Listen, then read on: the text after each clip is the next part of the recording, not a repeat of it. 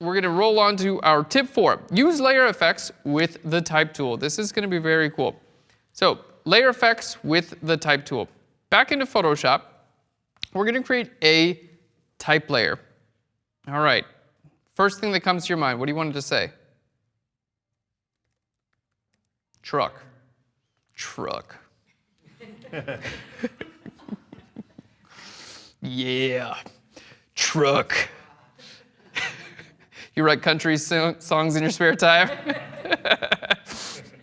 I'm from North Carolina originally, so I know a thing or two about trucks. All right, truck. So, truck. This is our brand. We sell trucks. Our branding may come, maybe we want our lettering to only be white for our branding or whatever it is. And this looks great. I like this font. I like the spacing in between. I like the gray, but I want to put it right in the center of my image. So, quick tip. To center something, I'm going to hit Command A, select everything. Then I'm going to click on my Move tool, and we've got alignment tools up here on the top of Photoshop. So I'm going to center line it by clicking on this center, that's horizontally. Click on this one vertically. There we go. It's perfectly centered on my image. Good to go. So we've got our truck. Looks great. This is where layer effects come in handy because although I can see, I can see what's going on here, I can't really see my letters. They're not standing off my subject in any way. They're not that interesting. They don't look super expensive or super glossy or well-defined, things like that. So what we're going to do is we're going to add some layer effects that are going to help this truck stand off of our image a little bit better. So let's double click on our truck. There we go. Okay, I'm going to move things around here so we can see just about everything. All right, can everyone make out all that I got in Photoshop? All right, layers are on the side, here's our image, and here is our layer style. Okay, now we're going to start with a very simple one, a drop shadow. You're going to use these all the time. Keep them subtle, they're going to make a big difference in the image. So we're going to click on this drop shadow. Okay, right now it looks a little bit like an outline. So what I want to do is I want to change the distance. I want to increase the distance because if it's too close, it looks just like it's part of the actual letters. So we're going to increase the distance, and there we go. Immediately, I can read the R and the U and the C, right? I can read truck. Now, if I'd like to change the angle of the shadow, I can do that here. The angle, I can go coming from the left, coming from the top, the bottom, whatever it is. We'll do from the top left. I think that looks pretty good. So, truck. We can change the spread and the size as well. Generally, I try to keep spread lower and adjust my size. That tends to look better. So let's increase our size, and this basically is going to give it the idea that it's kind of like getting a little bit fuzzy. And if it's fuzzy, maybe it's going to be farther away from the letters. So we'll just bring up our distance too. There we go. You can see it looks like the word truck is a little bit farther from my image. Now you can play around here. You can do a lot. If I wanted to change my color to like this dark red, I can do that as well.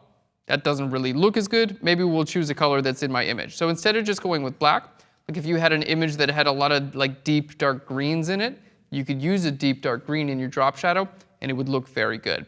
So we're going to choose this color which has a little bit of a bluish tint in it. There we go. You can see that little bit of bluish. I can bring my opacity up. There you can really start to see that color coming through, and it kind of echoes what's going on here in my image.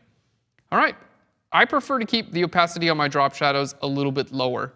Going up all the way tends to look a little bit fake. So I prefer to go a little bit lower. We're going to bring our size down a little bit. There we go, and we'll bring our distance down a little bit, just to get something relatively subtle. The idea is you want your layer effects, whenever you're working with type, you want them to make your type stand off your image, but you don't want them to become the center focus. If I'm doing crazy stuff, it's going to wind up distracting you from the idea. Like I want people to read truck. I don't want people to be like, whoa, he put some layer effects on that. That's not good. All right, so drop shadow is one of those things where you can get away with in just about any image when you're using type. Drop shadow is very, very commonly accepted. Okay, the next one we're going to click on is our bevel and emboss. Now, bevel and emboss, let's turn off drop shadow so you can see that at work. A bevel and emboss is very similar. It will put a highlight on one side of your object and a shadow onto the other. Same type of controls. You can soften that up a little bit, so you can give it a soft edge instead of being a little bit harder. Let's just zoom that out. You can adjust the depth and the size as well. So sometimes you want it to look like it's a very deep letter. I recommend keeping this depth a little bit smaller. And you have a lot of options here, like an outer bevel. You can go with an emboss. You can go with something like a pillow emboss, which that actually looks kind of cool. I recommend most of the time sticking with things like outer bevels. Same idea with the toolbar. Generally, they cluster more commonly used at the top.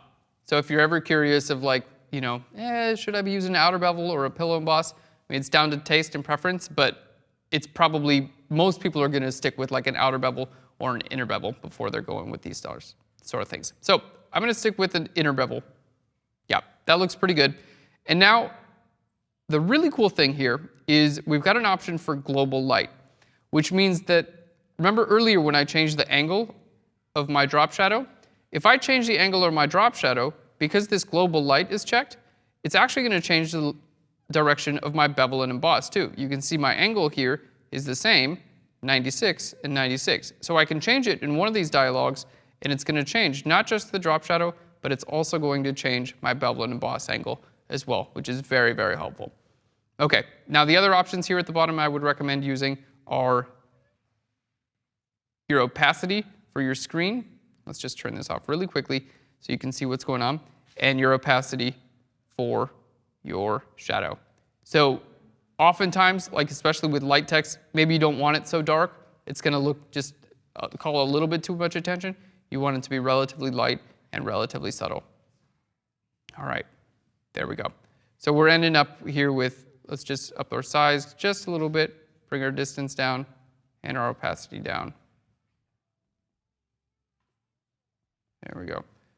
Try to play around just a little bit here.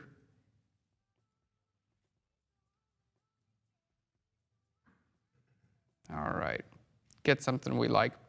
This is really down to taste, and I recommend, actually working with your type and figuring out what you want. All right, and the last thing we're going to do is a gradient overlay. This is going to allow you to put something like this on here. Now, by default, this is really not going to look that good as it is. So I would recommend doing things like changing your blending mode from something like normal to a soft light. It becomes a lot more subtle then, and that's generally what you want. Subtlety is key. If you don't want to change your blending mode, you can just simply change your opacity, and there we go. We can get a little bit darker on the bottom and lighter on the top. So let's go ahead and turn all three of those off and then back on. So we'll turn off our bevel and emboss so you guys can see what that looks like. Okay, our gradient overlay, and then our drop shadow. So what I would recommend doing, let's hit OK there. I would recommend getting this to somewhere you like. Take a break, go get some yogurt pudding or whatever it is, come back and then look at it again. Because what happens with anytime I'm doing something like this in Photoshop, I get to the place where I'm like, this is awesome. It looks great. They're gonna hire me to put logos on things, and I'm gonna be the next drop shadow king. Like I killed this. And then I'll come back in 10 minutes, I'm like, oh God, that looks horrible. I'm glad I didn't show that to anyone in the meantime.